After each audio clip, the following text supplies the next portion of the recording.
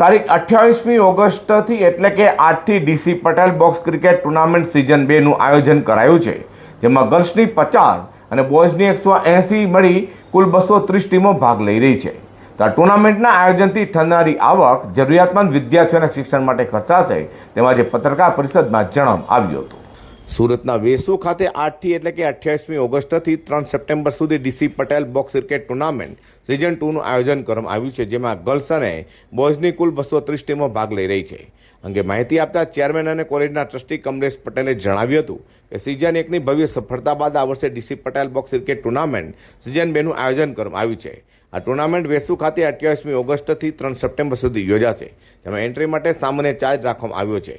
આ box cricket ટુર્નામેન્ટમાં કુલ 230 ટીમો ભાગ લઈ રહી છે, જેમાં ગર્લ્સની 50 ટીમ છે અને બોયઝની 180 ટીમો ભાગ લઈ રહી છે. ફાઇનલમાં વિજેતા અને રનર્સઅપ ટીમોને ટ્રોફી આપી સન્માનિત કરવામાં આવશે. આ ટુર્નામેન્ટ યોજવા પાછળથી ઉદ્દેશ્ય દક્ષિણ ગુજરાતમાં આવેલા અંતરિયાળ ગામોમાં આવેલી શાળાઓમાં જરૂરિયાતમંદ બાળકોને શિક્ષણ માટે મદદ પહોંચાડવાનું છે. ટુર્નામેન્ટના આયોજકો થકી જે કંઈ આવક થશે એ આવક અને તેમાં પણ ટ્રસ્ટ દ્વારા અન્ય રકમ ઉમેરીને ગરીબ અને જરૂરિયાતમંદ વિદ્યાર્થીઓને શૈક્ષણિક કીટ આપવામાં આવશે, તેમ જણાવ્યું હતું. મારું નામ મિતાલી પીઠાવાલા છે અને હું ડીઆરબી અને એનઆઈએમ કોલેજમાં આસિસ્ટન્ટ પ્રોફેસર છું. અમારી કોલેજે 28 ઓગસ્ટથી બોક્સ ક્રિકેટ ટુર્નામેન્ટ સ્ટાર્ટ કર્યું છે, જેમાં ટોટલ 2300 છોકરાઓએ પાર્ટિસિપેટ કર્યું છે, જેમાંથી 130 છોકરાઓની ટીમ છે અને 50 ટીમ છોકરીઓની છે. હવે ડેઈલીનું આયોજન થઈ ગયું છે, છોકરાઓ બી રમવા લાગી ગયા છે અને સમજો કે ડેઈલી 45 મિનિટનો આવાજ દરેક બોક્સમાં જો સ્પેન્ડ કરીએ તો અમે આયોજન કર્યું છે કે રોજની 45 મેચ થાય અને એ બહુ જ સક્સેસફુલી અત્યારે આજનો ડે 1 ઓલમોસ્ટ હાફ કમ્પ્લીટ થઈ ગયું છે. Myself Dr. Mehul Ganjawala. I am working as assistant professor in Navnirman Institute of Management BBA College under DC Patel Education Campus. આપણે આ વર્ષે 230 ટીમ આ વખતે રજીસ્ટર થઈ છે, જે itself it is a record.